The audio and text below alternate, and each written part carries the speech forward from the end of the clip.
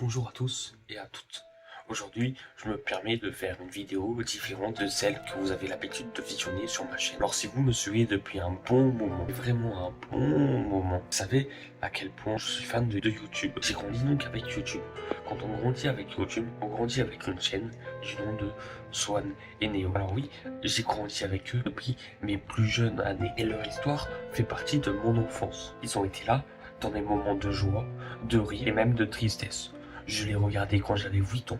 Aujourd'hui, j'en ai 18. Aujourd'hui, je ressens ce besoin de m'exprimer, de les soutenir. Car en effet, trop de gens ont des a priori, des idées qu'ils se font négatives à leur égard. Beaucoup les voient sous un mauvais jour. Souvent, à tort, on leur prête des intentions qu'ils n'ont pas, sous prétexte qu'ils sont jeunes et qu'ils se sont lancés dans l'univers des vidéos. Certains accusent les parents de profiter de l'image de leur enfant pour générer de l'argent, de penser qu'au profit. Moi aussi j'ai commencé très jeune et jamais il a été question d'utilisation d'enfants. Bon, ces critiques sont exacerbées et particulièrement par l'histoire d'Euro Challenge, une entreprise qui a jeté une ombre plus récemment sur leur famille et a créé une image déformée et totalement injuste d'eux-mêmes. Oui, il y a peut-être eu des erreurs, des malentendus, une histoire d'entreprise qui a sali gravement leur réputation. Et personne ne voit les gens réels derrière les écrans, ceux qui se battent, ceux qui essaient de faire les choses du mieux qu'ils le peuvent. Moi, je suis là pour vous dire que je ne peux absolument pas cracher sur ce qui m'a fait grandir. Ce sont eux, à travers leurs vidéos, qui ont marqué mon enfance. Et je me dois de leur rendre l'appareil. Alors cette vidéo, c'est pas là pour voler leur contenu, ni faire du profit avec leur histoire. Et bien au contraire, je veux leur apporter tout mon soutien et vous inciter à aller voir la vidéo complète des parents sur la chaîne de Sophie, qui est d'une grande richesse. Accrochez-vous parce que moi je l'ai vue personnellement, elle m'a fait pleurer. Bref, aujourd'hui, si je fais cette vidéo, c'est pour résumer ce qui a été fait en 2h15 à peu près. Pour partager un message clair, ne jugez pas sans comprendre, ne condamnez pas sans connaître la vérité. Swan et Neo méritent tout notre respect et notre soutien parce qu'ils sont bien plus que ce qu'on pouvait croire à travers des écrans. Et ils ont fait beaucoup pour nous à travers les années qui ont passé. Ils sont là depuis toujours. C'est à nous de les soutenir en retour.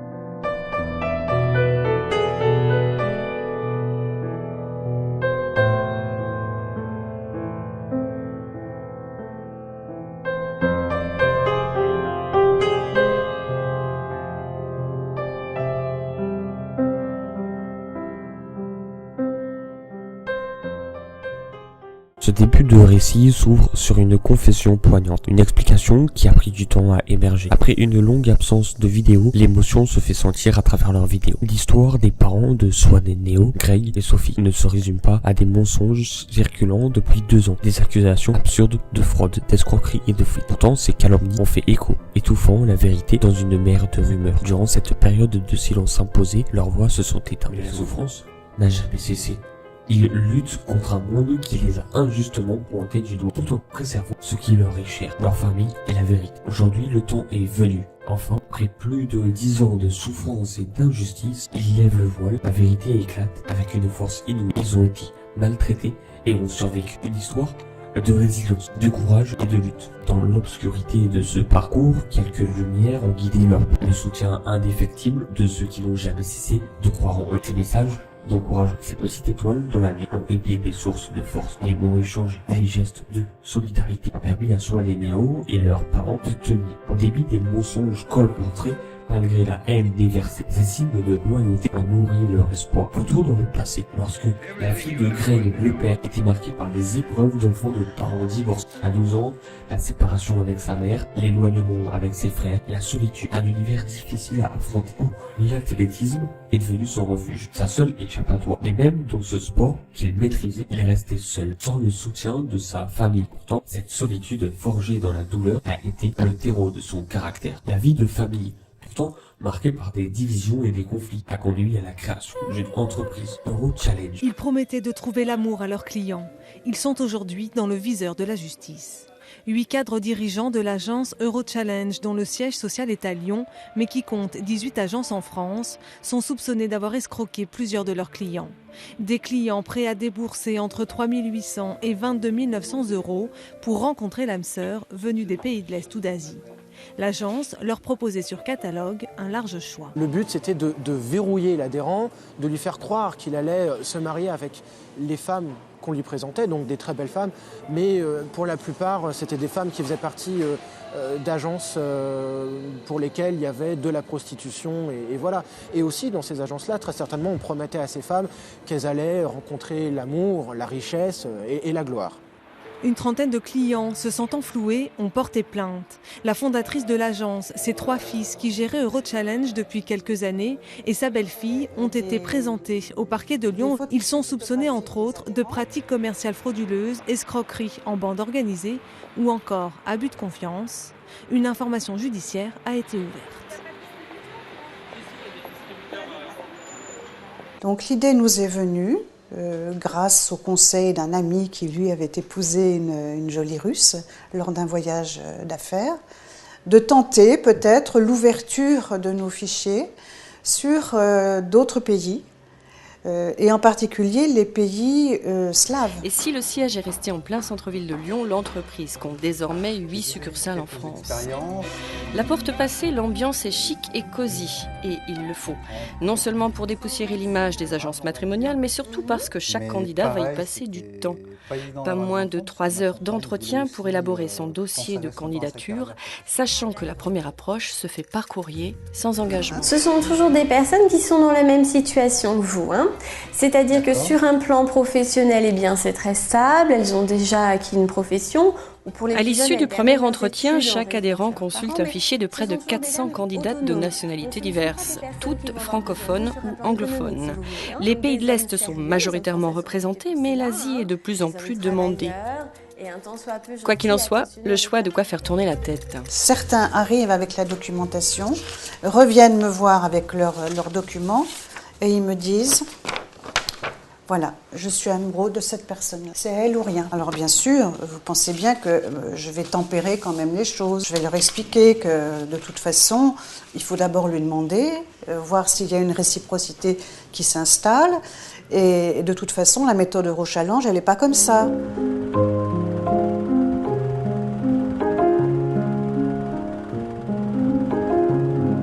Pourquoi cette démarche, Patrick ? Malheureusement, dans les relations que j'ai pu avoir, je n'ai pas rencontré l'harmonie dans mes relations affectives, amoureuses. Je n'ai pas rencontré l'harmonie où quand je pensais la voir, malheureusement, la personne en face n'était pas en phase à ce moment-là.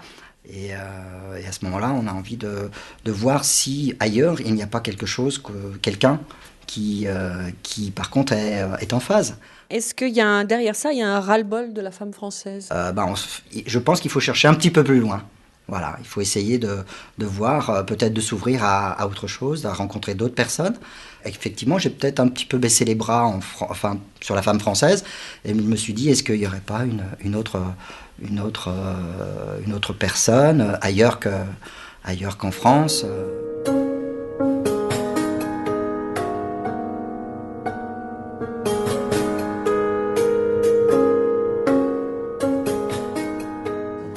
Moi, je suis heureuse un petit peu par procuration, on va dire. Chaque fois que les gens sont heureux, ça me rend heureuse aussi. Alors, souriez bien, détendez-vous. C'est l'agence qui se charge de contacter les jeunes femmes sélectionnées par l'adhérent. Celles-ci sont alors libres de répondre ou non. De leur côté, ces dames ont aussi sélectionné 12 candidats qui seront informés de la même façon. Donc d'un côté comme de l'autre, le protocole est identique et les critères tout aussi aiguisés. Ce n'est pas Greg, le père, qui a fondé, mais sa mère et ses 2 frères. Une agence patrimoniale, un lieu de rencontre entre des hommes francophones et des femmes étrangères. Des messieurs francophones s'inscrivaient, des femmes étrangères s'inscrivaient, et les mises en relation étaient faites à travers ces personnes de différentes cultures. Greg, à cette époque, mineur, n'a joué aucun rôle dans sa création. Ce n'est pas moi qui ai créé cette société. Moi, à l'époque, j'étais mineur. J'étais encore à l'école. Chez ton papa ? Chez mon papa. Je faisais mes activités sportives, j'allais à l'école. Non, c'est pas moi qui l'ai créé. Et ça peut pas être moi non plus, puisque à l'époque de la création d'Eurochallenge, on ne se connaissait pas. Et j'étais mineure aussi et je vivais chez mes parents. Les fausses accusations ont fait de lui un bouc émissaire, alors qu'il n'a jamais eu de part dans l'entreprise. Un point crucial pour comprendre les événements qui se sont ensuite enchaînés. Alors derrière cette histoire d'agence, il y a une tragédie familiale, des liens brisés, des non-dits. Craig, le père, n'a jamais été au cœur des décisions, toujours à l'écart, observant sans pouvoir agir. La société a pris de l'ampleur, mais pas lui. Il était un employé, simple salarié, avec des responsabilités limitées, rien de plus. Au début, la société Eurochallenge a pris son envol lentement, avec une équipe restreinte. Le rôle de la famille était crucial. L'implication de chaque membre dans l'entreprise variait. Tandis que la société grandissait, ses frères et sa mère prenaient des responsabilités de plus en plus importantes, embauchant des spécialistes pour garantir la légalité des contrats et des pratiques. Son rôle, quant à lui, a été modeste au départ, sans qualification. Mais l'enthousiasme et l'envie de prouver sa valeur l'ont poussé à s'investir à fond. Travailler dans l'entreprise familiale est devenu sa priorité. Leur attente était élevée. Et lui, encore jeune et sans expérience, a su s'adapter et grimper les échelons. La société s'est rapidement agrandie avec de nouvelles agences en France. Et l'équipe administrative a aussi évolué, accueillant des personnes compétentes. C'était un monde au mouvement, une ambition partagée et la conviction qu'ils accomplissaient quelque chose de noble. Tout a changé lorsque Sophie, la mère, rejoint Eurochallenge en 2003, un tournant dans sa vie professionnelle. Sophie, tout juste entrée dans ce monde dynamique, a répondu à une offre d'emploi, un simple poste de standardiste sans aucune expérience préalable. Mais elle s'est rapidement investie, tombant amoureuse de l'idée d'aider des gens à trouver l'amour. Très vite, sa passion et son implication ont été remarquées et elle a grimpé les échelons. En quelques mois, elle est devenue chargée de clientèle, supervisant les dossiers avec sérieux et dévouement. Le destin les a réunis au sein de cette entreprise. Et c'est là qu'a commencé l'histoire d'amour passionné. Ils vécurent un amour florissant, mais aussi une vie professionnelle où ils croyaient profondément en ce qu'ils faisaient. Ils créaient des unions sincères et tout persuadés qu'ils étaient sur la bonne voie. Et leur engagement s'intensifiait à chaque étape. En 2005, Léo est venu au monde, illuminant leur vie. Puis en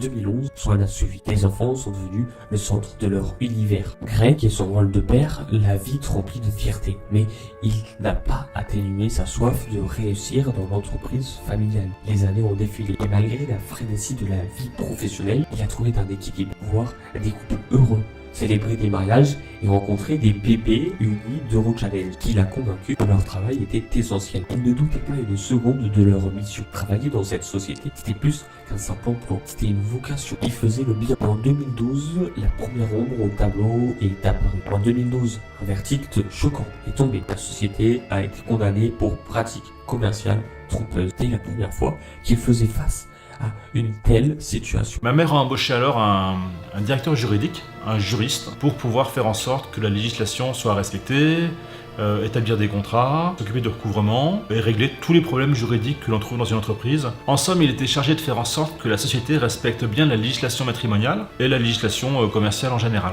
Ma mère avait une confiance totale, même quasi aveugle en ce monsieur. Et vous allez voir, c'est important pour la suite des événements. Homme de confiance en qui ils avaient placé une foi aveugle, assuré que tout allait bien se passer. Il a minimisé l'incident, prétendant que tout était dû à une erreur de l'avocat. Malgré les mises en garde, rien n'a changé. Tout semblait figé, jusqu'à ce que les événements prennent une tournure dramatique. La situation a pris une dimension inquiétante lorsque le directeur juridique a soudainement disparu après un malaise. Des semaines plus tard, plusieurs collègues se sont mis en arrêt maladie et une information fracassante a été divulguée. Ils se préparaient à attaquer l'entreprise pour harcèlement moral. Cette révélation a été un choc car le directeur juridique en qui ils avaient une confiance aveugle avait travaillé contre eux. C'était la première fois que la société était condamnée par la justice. On était sous le choc. Bah oui, on se demandait ce qui allait se passer. Moi, je me souviens que j'ai demandé au directeur juridique ce qu'il fallait faire, en fait, ce qu'il fallait qu'on change, est-ce qu'il fallait, comme c'était pratique commerciale trompeuse, est-ce qu'il fallait changer les contrats, est-ce qu'il fallait changer l'argumentaire commercial, voilà. Et en fait, il a dit qu'on changeait rien, que lui, il avait raison, que c'était seulement à cause de l'avocat que ça s'était pas bien passé, mais que sa position, c'était la bonne, qu'il allait la défendre en appel. Qu'il allait gagner et que voilà, il était confiant. Ouais, il était super confiant et qu'il fallait rien changer pour l'entreprise, on restait comme ça. La gérante a dit à tout le monde qu'il fallait lui faire confiance, donc rien n'a changé. Sauf l'attitude de ce fameux directeur juridique. Jusqu'à ce procès en 2012, le directeur juridique était un homme sûr de lui, dynamique, avec beaucoup de prestance. Il était le bras droit de la gérante. C'est lui qui représentait la société Eurochallenge quand la gérante était absente, notamment auprès des autorités comme la répression des fraudes, le fisc, l'inspection du travail. Il avait passé plus de 15 ans dans la société. Il avait recruté et formé une équipe avec laquelle il travaillait dans des locaux à part du reste du siège administratif. C'est lui qui validait la conformité de chaque document, chaque contrat, chaque argumentaire commercial, tout passait par lui. Il avait beaucoup d'autorité dans l'entreprise. Quelques mois après le procès, on nous annonce qu'il a fait un malaise au bureau, sans témoin, et qu'il a été emmené par les pompiers. Et suite à ça, il n'est plus jamais revenu dans l'entreprise. Non, on l'a jamais revu. Le lendemain, on a appris qu'il s'était mis en arrêt de travail, et forcément, on était très inquiets pour lui. Et dans les 2 semaines qui ont suivi, 5 autres collègues se sont également mis en arrêt de travail. Et pire encore, ils avaient saboté leur propre travail. Et le pire, la restait à venir. En novembre 2014, la réalité a frappé de plein fouet. À 6h du matin, la police a perquisitionné leur domicile, déclenchant une série d'événements dramatiques. Ils étaient en état de choc, la perquisition, la garde à vue, l'incompréhension totale. Tout cela a été extrêmement traumatisant et leurs enfants ont été pris dans cette tourmente. C'était comme un mauvais film, une situation qu'ils ne pouvaient pas imaginer. Ce moment marquerait le début de la fin pour l'entreprise, mais aussi le commencement d'une épreuve personnelle dévastatrice. Ce qu'elle avait toujours considéré comme une haine se transformait en menace. C'était la première fois qu'elle avait peur de la police. Moi, j'explique à une femme policière, c'est une femme parmi eux, j'explique que les enfants, ils vont devoir aller à l'école en fait, et que normalement c'est moi qui les emmène à l'école. Et là, elle me dit qu'il faut qu'on trouve une solution rapidement, sinon c'est la DAS. Donc sinon c'est les services sociaux en fait. Donc là, waouh, c'est encore un choc. En fait, nous jusqu'à présent, enfin moi personnellement, jusqu'à présent, jusqu'à ce moment-là, quand je voyais un policier, quand j'avais vu un policier, c'était toujours parce que j'avais besoin d'aide. J'étais toujours victime, quoi. Donc le policier, pour moi, ou la femme policier, c'était quelqu'un qui venait nous aider, c'était quelqu'un en qui on plaçait notre confiance. C'était plutôt quelqu'un qui allait nous sauver, en fait. Et là, pour la première fois de ma vie, je me retrouvais face à une femme policier qui clairement était hostile, pas d'autre terme, et qui me faisait très peur avec cette histoire de services sociaux. Et là, effectivement, pour la première fois de ma vie, j'ai eu peur de la police. Malheureusement, ce sentiment ne l'a jamais quitté. En un clin d'œil, tout a basculé en catastrophe. Ils ont trouvé une solution pour les enfants, mais la réalité les rattrapait à une vitesse effrayante. Craig a dû partir en premier, laissant la mère, Sophie, seule avec les enfants. Swan, à 3 ans, ne comprenait pas bien la situation. Mais Néo, à 9 ans, avait saisi la gravité de la situation. Voir la peur dans ses yeux, la mère a essayé de le rassurer, de lui dire que tout allait bien. Mais au fond d'elle, elle savait que rien n'allait. Ce qu'elle a vécu au commissariat ressemblait à un mauvais film. On l'a prise en photo, on lui a relevé les empreintes, puis on l'a enfermée dans une cellule glacée, sans eau, sans confort, sans rien. Le temps il s'est tiré et la douleur s'intensifie. La réalité de ce qu'elle était en train de vivre l'écrasait. Elle était complètement désorientée, privée de ses lunettes, seule, dans l'inconnu, avec un mal de tête qui ne cessait de croître. L'interrogatoire a été un choc. Petit à petit, les pièces du puzzle se sont assemblées. Ce qui avait commencé comme un malentendu est devenu une véritable machination. Le directeur juridique et ses complices avaient manipulé la situation, déposant de fausses déclarations pour accuser l'entreprise et ses employés. En gros, ils avaient monté un complot visant à les faire porter la responsabilité de leur acte. Ils ont découvert que ce qui semblait être une simple enquête était en réalité un piège bien orchestré. Lorsque l'on vous met en garde à vue, on vous enlève plus que votre liberté. On vous enlève aussi vos repères, vos droits, votre sérénité. Chaque minute devient une éternité. Chaque question une épreuve. Quand enfin on a permis à la mère d'appeler Néo, elle a vu la terreur dans ses yeux. Pourquoi tu ne rentres pas? Lui demandait-il. C'était dévastateur. Mais elle devait garder son calme, même si au fond, elle n'était plus certaine de rien. Le jour où ils avaient été déférés devant la juge, c'était la confirmation de leur pire cauchemar. Des accusations absurdes, des faits qu'ils n'avaient pas commis, mais que des mensonges avaient rendu crédibles. La mise en examen les a laissés sans voix. Le système judiciaire aveuglé par les manipulations les avait condamnés avant même de comprendre les faits. C'était comme des pions dans un jeu qui ne les appartenait plus. Et Néo, traumatisé, ne les lâchait plus. Il faisait des cauchemars, ne voulait plus les quitter, terrifié à l'idée que quelque chose de terrible puisse à nouveau leur arriver. Il a fallu un suivi psychologique pour l'aider à surmonter cette épreuve. Donc Swan s'était pas trop rendu compte, ça allait à peu près, mais Néo était complètement traumatisé, bichette. Lui, le fait que ses parents aient disparu pendant 3 jours, ça l'avait vraiment affecté. Il a commencé à développer une angoisse de la séparation. Il voulait plus qu'on aille nulle part. Voilà, il avait tout le temps peur qu'il nous arrive quelque chose. Il faisait des cauchemars. La nuit, il cauchemardait qu'on lui arrachait ses parents, qu'il se retrouvait tout seul. Enfin, c'était vraiment, vraiment affreux. Donc là, on a été obligé de le faire suivre par un psychiatre pour enfants. Même si les choses se calmaient peu à peu, leur traumatisme restait intact. Sous contrôle judiciaire, ils ne pouvaient plus travailler. Leur vie s'était effondrée. Les finances étaient catastrophiques. La dépression les rongeait. La société, incapable de continuer son activité, a dû fermer. Ils se sont retrouvés sans emploi, sans revenus et avec des crédits qui pesaient sur leur épaule. Ils ont dû demander de l'aide sociale pour survivre, une situation qu'ils n'auraient jamais imaginée. Le temps passait et la situation ne s'améliorant pas. Ils ont été confrontés à des procédures judiciaires interminables, l'incertitude de savoir s'ils retrouveraient un jour une stabilité. Leur vie était en suspens pendant que la société qu'ils avaient tant donné s'effondrait autour de eux. Tout ce qu'ils avaient bâti, tout ce qu'ils avaient connu, s'était volatilisé en un instant. Mais au milieu de ce chaos, il restait une lueur d'espoir, Néo et Swan. Dans cette période de crise, il y avait un petit rayon de lumière. Swan,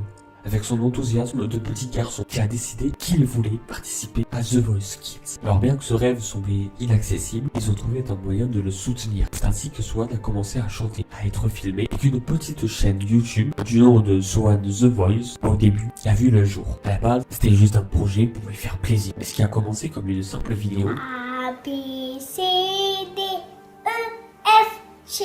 a pris une ampleur inattendue. Au début, les vidéos ne leur rapportaient rien financièrement, mais leur rapportaient tellement plus du réconfort, de l'espoir, un moyen de sortir de leur dépression. La communauté qui s'est créée autour de Swan était bienveillante et les soutenait. Chaque message de soutien leur redonnait plus de force. Et puis soudainement, la chaîne a explosé. Ils ont eu 1 million d'abonnés, un miracle inattendu. Ils n'avaient pas imaginé qu'un jour, publier des vidéos leur permettrait de sortir de l'ombre. En 2016, leur vie a pris un tournant. Les vues ont explosé et ils ont commencé à gagner de l'argent grâce à YouTube. Au départ, ils n'en croyaient pas leurs yeux. C'était presque trop beau pour être vrai. Petit à petit, ce qui avait commencé comme un passe-temps est devenu une véritable bouffée d'air. Cela leur a permis de tourner la page et de les reconstruire, tout en créant de précieux souvenirs avec leurs enfants. Leur vie n'était plus définie par leur épreuve, par ces moments partagés et unis remplis d'espoir. On semblait d'aller bien, la chaîne YouTube de Swan et Néo grandissait à vue d'œil, franchissant le cap du million d'abonnés avec des projets excitants pour l'été 2016. La vie était euphorique, presque irréelle, mais derrière ce bonheur apparent, les ombres du passé continuaient de rôder. La procédure judiciaire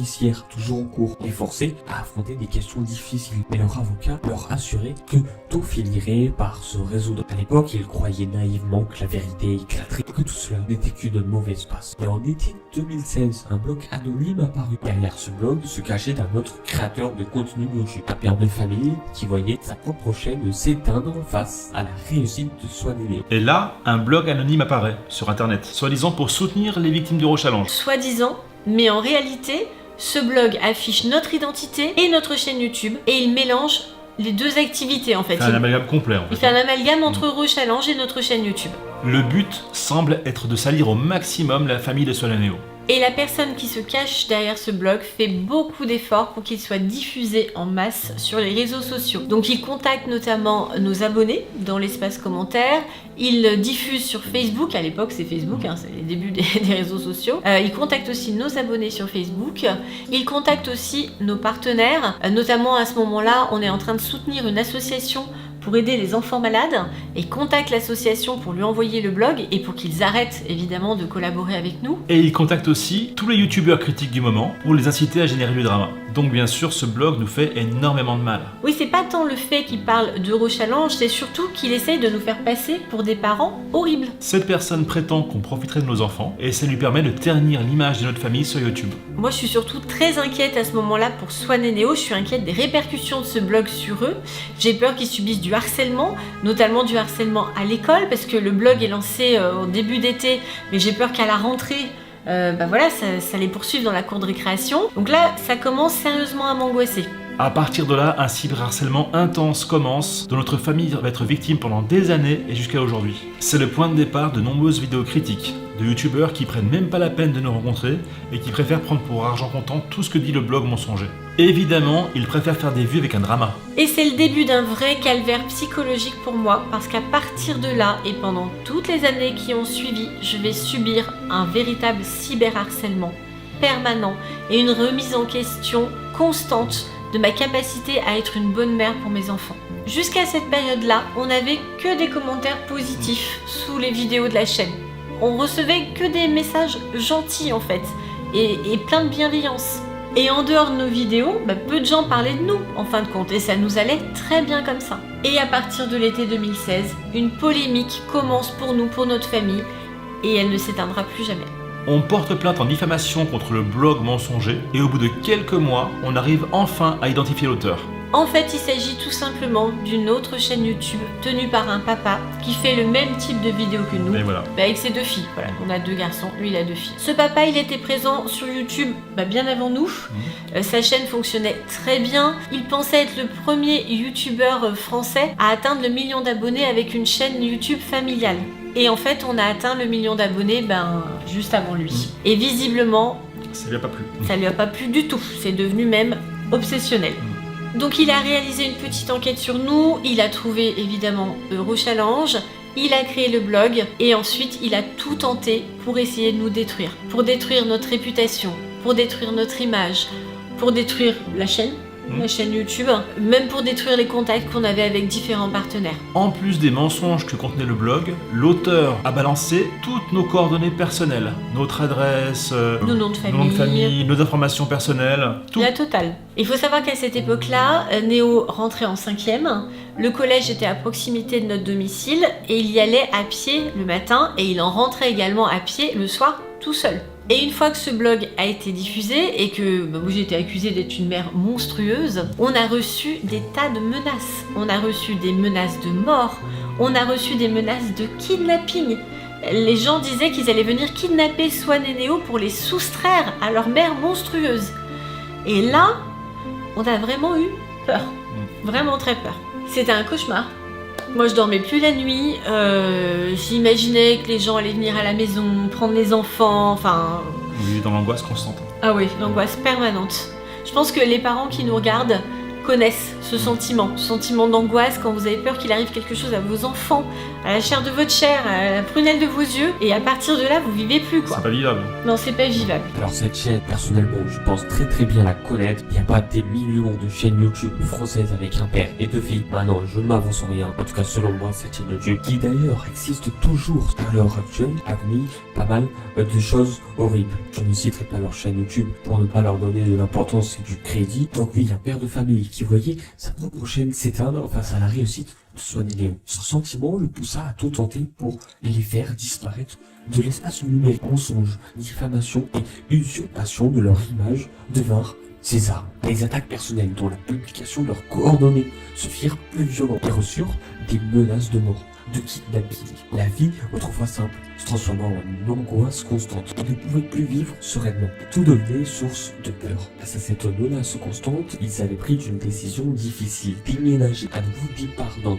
un petit village pour de tout, pour assurer la sécurité de leur famille. Pendant des projecteurs et des jugements, ils ont cherché à retrouver la paix. Les enfants s'épanouir dans ce nouvel environnement, loin des tumultes de la ville avec un jardin et des animaux. Un contraste frappant avec l'angoisse qui les avait envahis. Bien que cette décision apporta un peu de répit, l'attaque contre leur réputation ne s'arrêta pas. L'auteur du blog alla jusqu'à déposer la marque Néo et Swan usurpent pour leur travail et leur propre identité. C'était une tentative directe de leur voler leur héritage numérique, de détruire la chaîne qu'ils avaient construite. Malgré ce dénouement partiel avec l'affaire du blog, les attaques juridiques ne s'arrêtèrent pas. Ils ont dû affronter un nouveau coup dur lorsque la banque saisit tous leurs comptes. Les économies qu'ils avaient mises de côté pour leurs enfants furent considérées à tort comme issues de l'affaire Eurochallenge. Cela affecta leur vie financièrement et plongea à nouveau leur famille dans la galère. Ils étaient accablés, pris au piège d'une justice qui ne semblait pas comprendre la situation. La saisie des comptes et l'incapacité à rembourser leurs dettes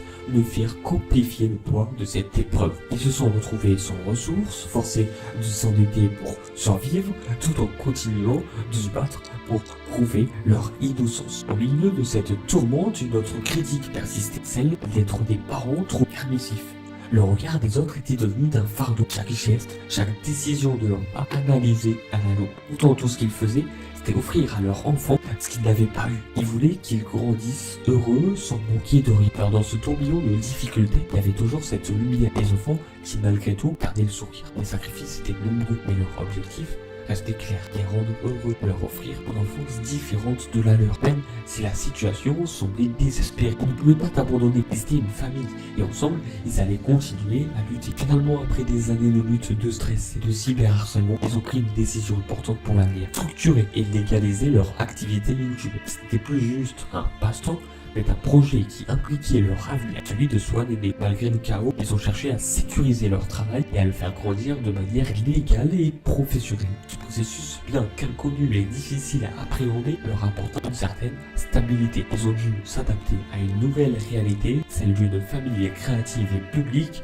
tout en restant fidèles à leurs principes. À chaque étape, la tentation était grande d'abandonner et de fuir, mais la réalité, qu'ils n'ont jamais cessé de croire en ce projet ou cette famille, dans l'importance de protéger leur enfant. Ils ont traversé des épreuves inimaginables, et la résilience leur a permis de rester unis. Et chaque jour, malgré les difficultés, ils ont continué à avancer, à créer et à vivre. Ce parcours, bien que semé d'embûches, leur a appris une chose essentielle. L'amour et la détermination d'une famille peuvent surmonter les plus grandes tempêtes.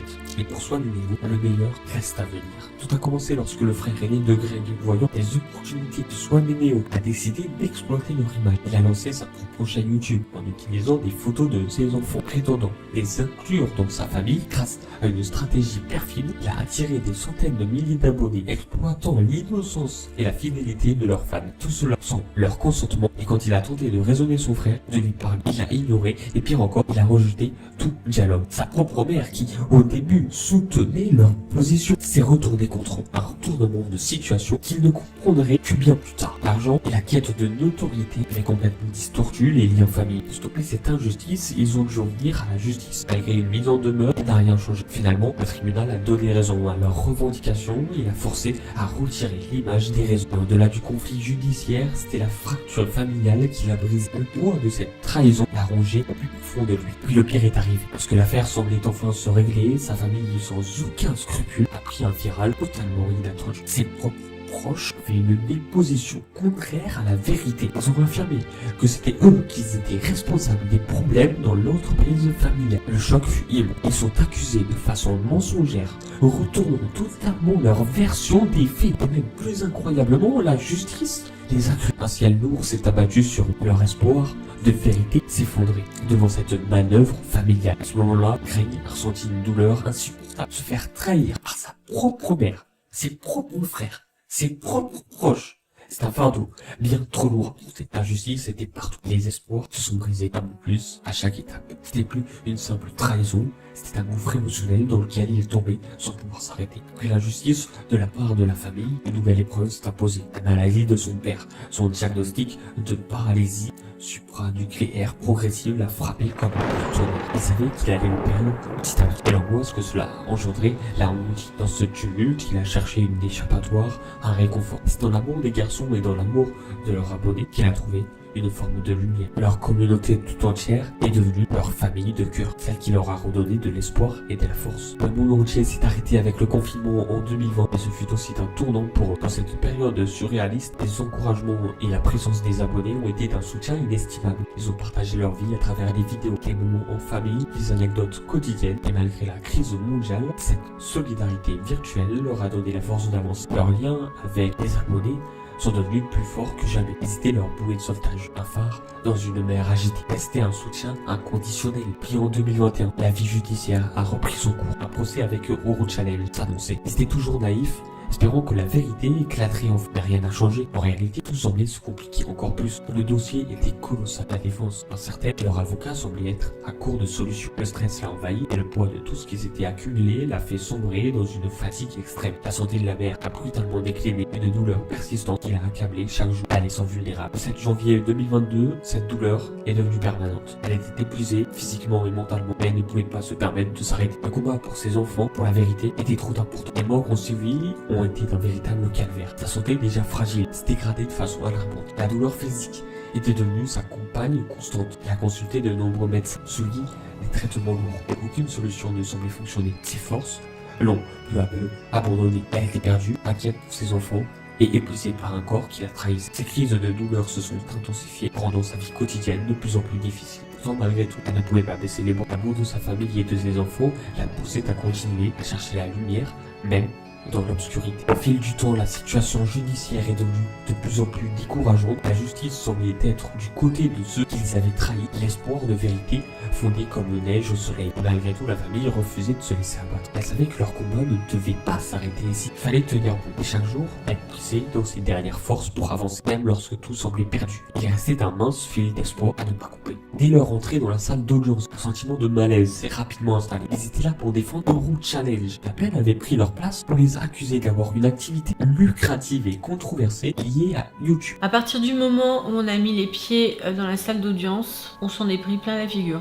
On était assis depuis quelques minutes et je sais plus qui c'était, une avocate ou je sais plus, qui nous a dit vous, en nous montrant du doigt, vous avez une activité lucrative et controversée. En parlant de YouTube en fait, alors qu'on venait pour le procès Euro Challenge. Donc on n'a pas compris ce que ça venait faire là, mais à partir de là, ça a été notre fête. Voilà, c'était vraiment, hein, c'était la fête des youtubeurs. Dès qu'on ouvrait la bouche, il y avait des moqueries, il y avait des ricanements. Les vidéos de Sonénéo qui tournaient dans la salle. Les avocats derrière, ils regardaient les vidéos de Sonénéo et ils rigolaient. Ils ricanaient. Voilà, ils ricanaient. C'était surréaliste en fait. Même notre avocate nous disait, j'ai jamais vu une ambiance pareille dans une salle d'audience. Aucun, mais alors absolument aucun rapport entre les deux. À partir de ce moment, c'était devenu clair. Ils étaient plus considérés comme des prévenus, mais comme des boucs émissaires. Les moqueries pleuvaient, même dans la salle d'audience. L'attention était palpable. Chaque mot qu'ils prononçaient semblait être une occasion pour les autres de les ridiculiser. Alors même jusqu'à afficher les vidéos de Swan et Neo en arrière-plan. Pour rappel le contexte, on est dans une salle d'audience. Parce que là, vraiment, comment je le décris, on se croirait en colonie de vacances, non. On est en salle d'audience. Donc cette ambiance de dédain les a frappés de plein fouet. L'objectif, il n'était pas de juger les faits, mais de les humilier. Le procès Euro Challenge, il était devenu une scène pour exhiber les créateurs de contenu comme des coupables, tout fait l'étiquette d'influx voleurs à l'époque où les scandales d'influenceurs faisaient la une, leur coller à la peau. Et plus le procès avançait, plus ils se rendaient compte que la justice était déjà rendue dans les têtes des juges et des avocats. Ils étaient coupables, point final. Coupables pourquoi? Pour aucune raison. Mais c'est eux, ils sont coupables, point final. Au cœur du procès, la douleur de la trahison familiale a éclaté. Ce moment fut l'une des épreuves les plus dévastatrices du procès. Un coup de poignard dans son propre. À un moment donné, j'ai craqué. Je me suis effondré en parlant à ma mère. Et j'ai essayé de la prendre dans mes bras. Là, l'audience a été interrompue. Et ma mère m'a pris dans ses bras. Et je lui ai demandé, mais pourquoi tu nous as fait ça, maman? Pourquoi tu m'as fait ça? À moi? Ton fils le plus jeune? Et elle m'a dit, mais c'est les avocats qui m'ont dit de dire ça. T'inquiète pas, ça ira mieux après. Après, je me suis mis à lui dire plein de choses. Tout d'un coup, à essayer de lui dire tout ce que je lui avais pas dit ces derniers temps. Que Sophie était handicapée, que papa était gravement malade, que on avait plein de problèmes et que j'avais besoin d'elle. Elle m'a pas du tout consolé. Elle m'a répété que c'était les avocats qui lui avaient dit de faire comme ça et que ça serait bientôt fini. Et forcément, vivre ça avec ma mère et mes frères, ça a été une épreuve supplémentaire durant cette audience. La presse s'est rapidement emparée du dossier et la situation s'est aggravée. Ce qui était censé être un procès financier s'est métamorphosé en un spectacle médiatique. Les réquisitions du procureur, qui ont demandé 5 ans de prison, dont 3 fermes, ont laissé la salle sans voix. Ils étaient anéantis, à la sortie, incapables de comprendre ce qui se passait. Comment un dossier aussi ancien, aussi flou, pouvait-il aboutir à une telle brutalité? La presse, à son tour, a relayé des informations déformées et fausses, portant atteinte à leur réputation de manière irréversible. Lorsque le délibéré est tombé, l'horreur a pris forme. 5 ans de prison, 3 et demi ferme, des peines qui semblaient irréelles. Ils ont cru naïvement que la vérité triompherait, que les mensonges s'effondreraient sous le poids des preuves. Mais c'était comme si toute la machine judiciaire était conçue pour les broyer. C'était pas seulement une question de loi, mais un combat contre des fausses accusations répandues par ceux qui cherchaient à se dédouaner de leur propre faute. La décision finale, marquée par l'irréversibilité de leur incarcération, a défiguré leur espoir d'une issue juste si volatilisée. L'un des aspects les plus poignants de cette expérience a été l'impact sur leur enfant. Swan et Neo ont été eux aussi emportés par ce tourbillon médiatique. Ils ont été forcés de grandir trop vite, de faire face à des accusations dont ils n'étaient en rien responsables. L'un de leurs moments marquants, l'anniversaire de Neo, a été un exemple cruel de ce qu'ils ont dû supporter. Les projets de célébration ont été écrasés par la réalité de leur situation. Et tout ce qu'ils ont pu faire, c'est célébrer en silence, fut un autre vol de leur enfance. Ils ont partagé ce poids, bien que les parents n'ont pas pu être présents comme ils l'auraient espéré. La presse a amplifié cette violence, publiant des informations fausses et sensationnelles, comme l'histoire des prétendus 2 millions d'euros. Pendant le procès, le mandataire judiciaire, vous vous souvenez, celui qui avait repris la gestion de la société, Pendant quelques mois. lui, il a déclaré au procès, d'un coup, qu'en fait, la société était, je sais pas quoi, en cessation de paiement, qu'elle avait des problèmes de trésorerie. En banqueroute, quoi, c'est ça? Qu'elle était en banqueroute, Ouais. voilà. Bon, j'ai pas tout compris, parce que la comptabilité, c'est pas mon truc, mais il a expliqué que la société était en banqueroute, et que du coup, comme lui, il avait repris la société, c'était un préjudice pour lui, et il demandait, lui, 2 millions. Mais pour lui, hein. Voilà, pour lui, hein, ouais. pas pour les adhérents. Hein. Non, pour lui, il demandait 2 millions à titre de préjudice, en fait. Hein, Ouais, voilà. c'est ça. Dommages et intérêts. De dommages et préjudice, c'est intérêts, préjudice pour la banqueroute. Donc voilà d'où sortent les 2 millions. Il ne s'agit pas des adhérents, hein, pas du tout. Et le mandataire judiciaire a heureusement été débouté lors du premier procès. Il a fait appel. Et il a encore été débouté lors du spoiler, second parce procès. que Oui, ça, on le saura plus tard, c'est dans l'histoire. Hein. Mais oui, spoiler, il a été débouté la première fois et la deuxième fois. Voilà. Heureusement, donc là c'est fini, les 2 millions d'euros, voilà, c'est... ils étaient complètement bidons et ils vont le rester. Mais voilà ce que les journalistes ont relayé. Alors que les 2 millions d'euros, ils n'ont jamais existé en fait. C'est de l'argent fictif qui était demandé par le mandataire judiciaire. Donc voilà comment on peut faire pour faire des gros titres des journaux avec des informations fausses. Ça et marche. voilà, ça marche, évidemment. Ces mensonges ont circulé comme une traînée de poudre alimentant un récit déjà déformé par les avocats et les accusateurs. Mais la vérité, comme souvent, a été mise de côté. La réalité était bien différente, mais il était trop tard. Les articles, les titres, les regards accusateurs, tout cela était devenu leur quotidien. On les avait déjà condamnés avant même que le tribunal ne rende sa décision. Au fil des mois, l'attente a été insupportable. Tout autour de eux semblait imploser et la pression médiatique ne faisait qu'intensifier la situation. Ils ont été traînés dans la boue, leurs enfants pris dans cette tornade sans pouvoir se défendre. Le procès est devenu plus qu'une simple affaire judiciaire, c'est devenu un procès de famille. Leur vie ont été chamboulés, leur réputation détruite, l'impact sur leur enfant a été profondément injuste. Malgré tout, il y avait cette lueur d'espoir. Peut-être que la justice, malgré tout, finirait par prévaloir. Tout a commencé par une décision qu'ils n'ont pas compris. Ni Sophie ni Greg ne savaient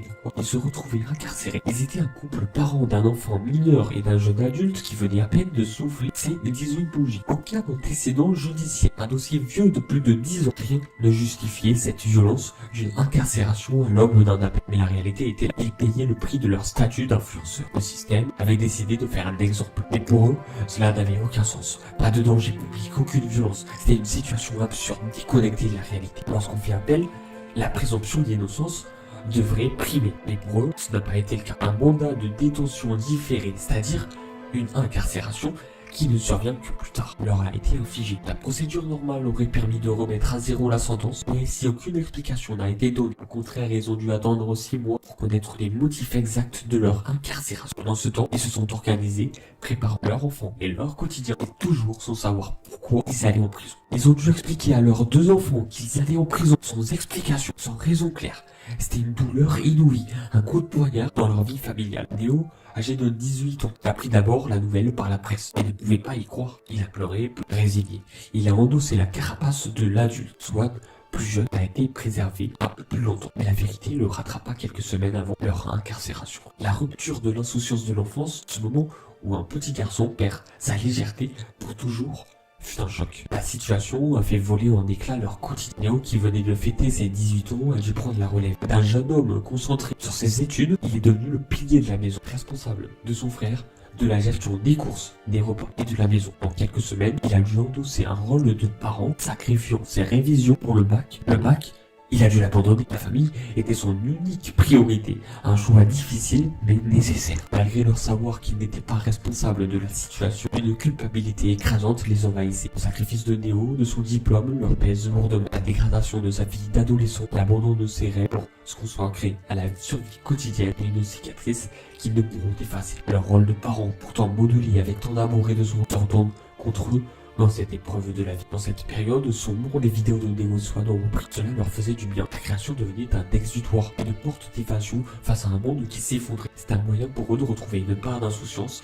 et de continuer à partager avec leur communauté. Mais derrière ces vidéos, il y avait des responsabilités qui pesaient lourdement sur leur épaule. Le rôle de Néo s'était inversé. Il était devenu celui qui soutenait, celui qui remontait le moral, celui qui disait « il faut se battre ». La situation de Sophie ne s'améliorant pas, sa santé se détériorant de plus en plus, une spondylarthrite ankylosante la plongeait dans la souffrance, l'obligeant à dépendre de l'aide de Greg et des garçons pour des tâches quotidiennes. Le corps se délitait, la douleur persistait malgré les traitements, le visage d'une femme brisée, dépendante, qui subit l'injustice de la vie, tout en affrontant une maladie qui ne lui laissait aucun répit. Il arriva le moment tant redouté, l'incarcération. Greg a quitté la maison et elle est devenue une cellule vide, un monde sans communication, pas de téléphone, pas de nouvelles pendant 5 jours d'angoisse permanente, pas de moyen de savoir comment allait Greg. C'était très perturbant de leur dire voilà, on part, on sait pas pourquoi, on sait pas combien de temps. C'était très déstabilisant pour eux aussi, très angoissant en fait. Il y avait plus aucune certitude. Aucun enfant ne devrait vivre ce que Swan et Néo ont vécu pendant toute cette période. Ok, non. Vraiment, ça nous a brisé le cœur de devoir leur imposer ça. Le jour J, on s'est présenté nous-mêmes au centre de détention. Donc c'est Greg qui a été incarcéré le premier, une semaine avant. Donc c'était un mercredi, journée surréaliste. Greg part pour se faire incarcérer. Moi je pars ce jour-là à l'hôpital pour une nouvelle injection. Donc les enfants, sur une même journée, ils avaient un parent en prison et un parent hospitalisé. Tout va bien. Ouais, la totale. Normalement, quand vous êtes incarcéré, vous avez droit à un coup de fil à votre famille. Voilà, un appel. Et nous, forcément, on attendait ce coup de fil avec impatience pour avoir des nouvelles de Greg. Sauf qu'on me l'a pas autorisé. On me l'a pas donné. Non, t'as pas eu le droit de Non. téléphoner. Donc on n'a pas eu l'appel. On est resté 5 jours sans nouvelles de Greg. Moi, je dormais plus, je vivais plus. On savait même pas s'il était encore en vie. Voilà, pour vous dire l'angoisse. Et au bout de 5 jours, son avocat a enfin pu le voir. Et c'est lui qui nous a dit, je l'ai vu, il est vivant. Voilà. Et c'est là qu'on a pu commencer à avoir des nouvelles. Alors bien sûr, j'ai fait des demandes pour avoir accès au téléphone, mais je sais pas pourquoi, j'ai pas eu accès avant 3 semaines. Ouais, 3 semaines, ouais, super longtemps. La seule chose que je pouvais faire, c'était écrire. Les délais postaux sont très aléatoires en prison, hein, donc c'est pas vraiment le moyen de communication le plus rapide. Mais du coup, j'ai écrit tout de suite en arrivant, pour essayer de vous donner mes nouvelles. Ouais. Et on avait que ça, c'est-à-dire que c'est ça qui est fou, c'est que aujourd'hui on vit tous avec un téléphone portable, on vit avec internet, on vit avec WhatsApp, on a des messageries instantanées. Ouais. Mais en prison, c'est un autre monde. Ah oui, c'est un autre monde. Hein. Alors vous avez peut-être vu qu'il y avait des détenus qui avaient des téléphones portables, tout ça. Bah, nous, non. Hein. Non, c'était pas notre cas. Nous, c'était pas notre cas. Donc nous, on avait un papier, un stylo. Moi aussi, j'ai eu après un téléphone dans ma cellule. Donc nous, cette année, ça fera 22 ans qu'on est ensemble, qu'on se parle tous les jours, tout le temps. On vit ensemble, on a 2 enfants ensemble, on travaille ensemble. On communique en permanence. Tout le temps. C'est vraiment tout le temps. Et là, d'un coup, plus rien. C'est un choc terrible, en fait. Quand Greg est parti, vraiment, moi j'ai eu l'impression qu'on m'arrachait le cœur, mais au sens propre du terme. J'avais mal. J'avais vraiment l'impression qu'on m'avait arraché un bout de moi, quoi. C'était hyper difficile. Et Greg m'a écrit un courrier que j'ai reçu juste avant de partir, mais dans lequel tu me racontais pas tout, bien sûr. Bien sûr que non. J'essayais de te préserver et de te dire que tout allait bien. Et en vrai En vrai, ça allait pas si bien que ça. En vrai, le jour où je suis arrivé, on m'a amené quelqu'un dans ma cellule à 11h du soir, et j'ai appris par la suite, parce que j'ai cohabité avec lui pendant 15 jours, mais il m'a dit ça tout de suite en arrivant, qu'il venait d'assassiner sa femme d'une balle dans la tête. Donc j'ai dû cohabiter avec cet assassin pendant 15 jours, avec la peur au ventre, forcément. Bah oui, évidemment. C'est pas une situation confortable. Évidemment. Et tu m'as rien dit. Et je t'ai rien dit, non, mais sûr que non, je t'ai rien dit, non, j'ai voulu le préserver. Je l'ai su quand on est sorti, en fait. Ouais. Enfin, l'avocat a donné des nouvelles. La vie s'est arrêtée pour eux. Enfin, c'est au tour de la femme de Greg, Sophie. Quand elle entra dans ce système carcéral, elle se retrouva face à un monde totalement étranger, privée de son mari, avec une souffrance insoutenable. Elle se trouva aussi face à l'injustice d'un système qui ne laisse place ni à la clarté, ni à la raison. La situation était intenable. Une femme hospitalisée, son mari en prison et 2 enfants perdus dans cette tourmente. La douleur d'être séparée de ses enfants une semaine après une épreuve aussi dévastatrice et indescriptible. C'est comme si on lui arrachait encore une fois le cœur. L'incarcération ne se résume pas à la perte de la liberté, mais à la perte de son humanité. En prison, les conditions sont brutales. Des menaces de mort reçues avant son incarcération ont conduit à l'isolement de cellules inadaptées à sa condition physique et psychologique déjà fragile. L'isolement, c'est pas une simple privation de liberté, c'est une déshumanisation. Elle se retrouvait dans un état de vulnérabilité extrême, privée de soins essentiels et d'une aide quotidienne. À travers cette épreuve, un seul fil ténu lui a permis de tenir les appels quotidiens avec Swan et Néo. Ce rituel l'a maintenue en vie. Sans cela, elle ne serait plus jamais là pour raconter cette histoire. L'absence de justification de leur incarcération a renforcé leur traumatisme. Une semaine après leur arrivée, on lui a annoncé que son dossier était incomplet et qu'aucun appel n'avait été effectué. Cela signifie que sa condamnation était définitive. C'était son anniversaire, un jour censé être une célébration de la vie. Pourtant, c'était celui de sa chute. Cette décision injustifiée n'avait qu'amplifié la douleur et le poids de l'incertitude qui pesait sur eux. La peur constante de l'injustice était omniprésente. En prison, rien n'a de sens. Tout semble arbitraire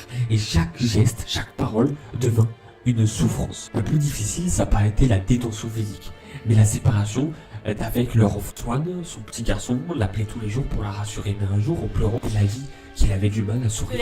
Et je me souviens de petit Swan qui me dit un jour, tu sais maman, je fais bien comme tu m'as dit, hein. Je travaille bien à l'école, et puis j'essaie de bien garder le sourire, comme tu m'as dit. Mais tu sais, des fois c'est vraiment dur, parce que tu me manques trop maman. Et là il s'est mis à pleurer. Et moi je pouvais rien faire. Et c'est horrible quand vous êtes impuissant comme ça, quand vous sentez que votre enfant, il a mal, qu'il a besoin d'être consolé, qu'il a besoin que vous le preniez dans vos bras. Et vous pouvez pas. C'est épouvantable comme sensation pour une Le maman. sentiment d'impuissance, en fait, c'est ça. La douleur d'être impuissante face à sa souffrance est indescriptible. Chaque appel était une lueur d'espoir, mais aussi une lame qui l'a transpercée, la rappelant à quel point elle était loin d'eux, incapable de les protéger. C'est un traumatisme qui ne se guérit pas, même après la sortie de prison. Cette cicatrice reste profondément ancrée dans leur cœur. Au cœur du système carcéral, l'intimité et l'humanité disparaissent, sont réduits à un simple numéro sans voix, sans droit. Le manque de communication, les lettres perdues, les parloirs difficiles, tout cela contribue à une existence déshumanisante. Ils ont lutté pour obtenir ne serait-ce qu'une heure d'appel, une minute d'espoir, loin de tout privé de leurs proches. Ils ont dû apprendre à survivre. Mais survivre dans un tel environnement, c'est un combat constant contre soi-même et contre l'administration. Dans la dernière semaine de sa détention, elle a enfin pu être hospitalisée après des mois de souffrance. On lui a enfin administré des traitements adaptés, mais c'était qu'une maigre compensation pour tout ce qu'elle avait traversé. L'hôpital où on a pris soin d'elle lui a offert un moment de répit, une bouffée d'air frais dans cette prison mentale. Ce moment a permis de restaurer un peu sa dignité, mais ce n'était pas suffisant pour effacer la douleur physique et psychologique accumulée. Lorsque la libération est survenue, elle a été aussi rapide que l'incarcération elle-même. Contrairement à ce que l'on pourrait croire, ce retour à la liberté n'a pas été une renaissance. Elle s'était brisée, marquée à vie par cette expérience. La famille, les amis qui sont restés là, les ont soutenus. Mais la vraie réalité est qu'après tout cela, rien ne sera jamais comme avant. La souffrance intérieure persiste et la peur du retour à l'incarcération est désormais une ombre maintenant qui plane sur leur vie. Ils ont récupéré la liberté, mais ils ont perdu une partie d'eux-mêmes. Les mois qu'on suivi ont été marqués par l'incertitude. Léo, leur confié, qui vivait en mode survie, sans pouvoir faire de projet, sans savoir de quoi demain serait fait. Même une fois libre, l'angoisse de l'injustice et du système judiciaire continuait à ronger leur quotidien. On leur a rendu la liberté, mais on ne leur a pas rendu leur vie. Une vie marquée par la peur, l'incertitude et l'écho de l'injustice vécue. Ces 2 mois passés en détention, bien qu'apparemment courts, étaient en réalité un pur enfer. Et même maintenant, après tout cela, l'horizon reste flou. Mais le courage et la force de tout ce qu'ils ont vécu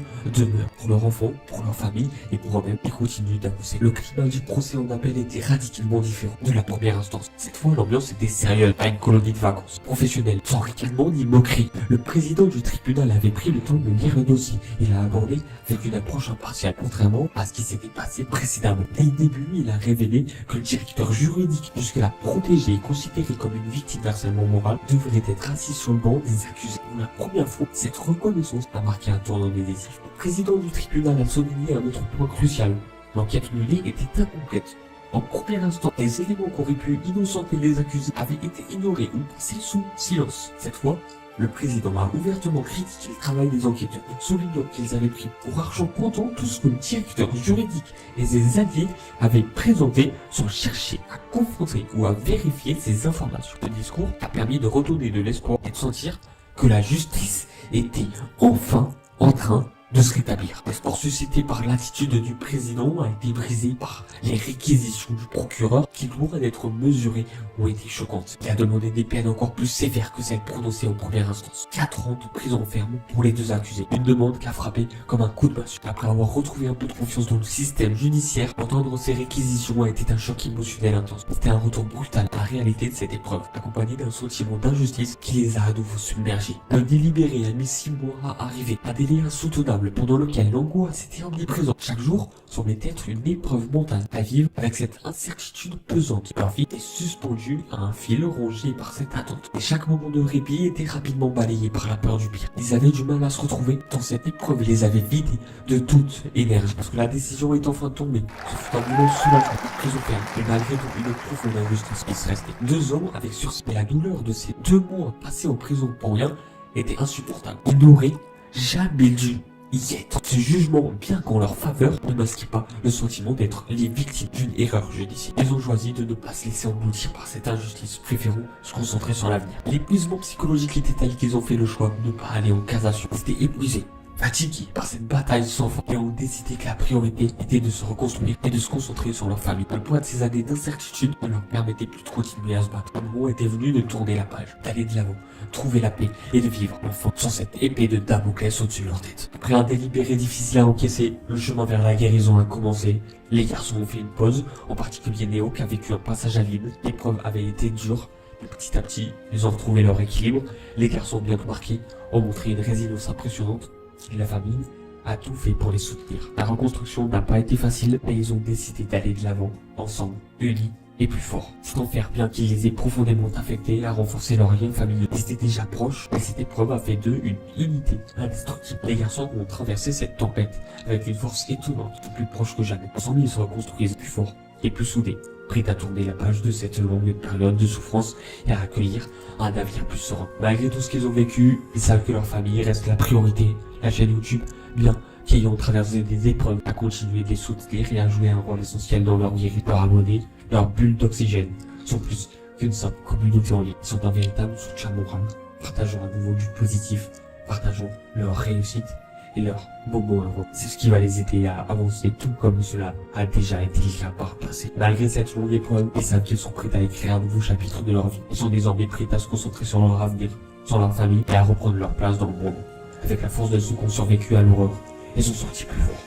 Leur résilience est un exemple pour tous. Et avec leur communauté, ils sont prêts à repartir de plus belle, à partager des moments positifs et à créer de nouvelles vidéos remplies de bonheur et de partage. Il y a des histoires qui marquent une génération, des voix qui résonnent plus fort que le bruit. Swan et Néo, vous avez été ces voix-là. Dans mes rires, dans mes moments de solitude, dans les jours d'insouciance, comme dans les plus difficiles. Vous étiez là, vous ne m'avez jamais abandonné. Alors aujourd'hui, c'est à mon tour de ne pas vous abandonner. Même si j'ai bien grandi, j'ai plus 8 ans, j'en ai 18. Je vous dois une très grande part de mon enfance, une part de mon sourire, une part de mon cœur. Comment pourrais-je tourner le dos à ceux qui m'ont tant donné sans rien attendre en retour? Ce serait trahir l'enfant que j'étais, ce serait renier des années de lumière dans un monde parfois bien trop sombre. Aujourd'hui, cette lumière, on a tenté de l'éteindre. On vous a sali, on vous a traîné dans la boue. Pire que tout, on a voulu vous faire taire. Vous êtes encore là, et nous aussi. Et tant qu'il restera une étincelle de vérité, nous ferons tout pour qu'elle devienne un incendie d'amour et de justice. Parfois, n'est jamais juste. Car oui, la justice peut être immonde, injuste, cruelle, parfois complice du mal. Et même ces mots, j'ai du mal à les prononcer,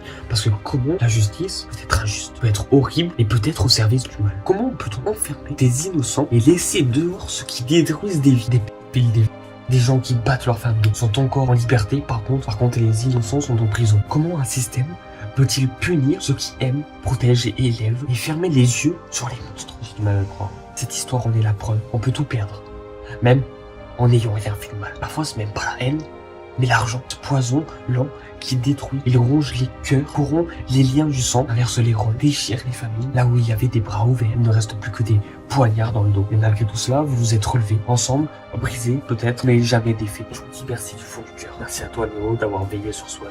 Merci à toi Swan. Merci à toi Greg et merci à toi Sophie. Merci à cette famille qui n'a cessé de lutter, même en silence, même quand le monde entier leur tournait le dos. Alors oui, peut-être que avec cette vidéo, je vais me faire des ennemis. Il y a des gens qui seront peut-être pas d'accord avec moi, je vais me faire des ennemis. Mais j'accepte. Je peux pas renier mon enfance, je peux pas cracher sur ce qui m'a fait grandir. Et beaucoup, énormément, ont été là à dénigrer, à cracher, à déverser toute leur haine sur des innocents, sans même chercher à comprendre, sans même chercher à avoir des indices, à avoir des preuves qui justifieraient peut-être cet acte, qui d'ailleurs n'est jamais justifié. Ils ont simplement suivi la cadence, suivi les moutons. Bref, je vous dois plus que des souvenirs. Je vous dois de l'amour, du respect et aujourd'hui toute la force que je peux vous offrir. Si mes mots peuvent vous porter ne serait-ce qu'un peu, alors je le crie haut et fort, vous n'êtes pas seul. C'est pas seulement votre combat, c'est le nôtre. Et tant qu'il y aura des gens comme moi pour vous soutenir, vous ne tomberez jamais. Parce que vous êtes bien plus que des créateurs. Vous êtes une lumière dans la nuit, une famille dans la tempête, une preuve vivante que même dans l'injustice, on peut rester debout et ça, c'est plus fort que tout.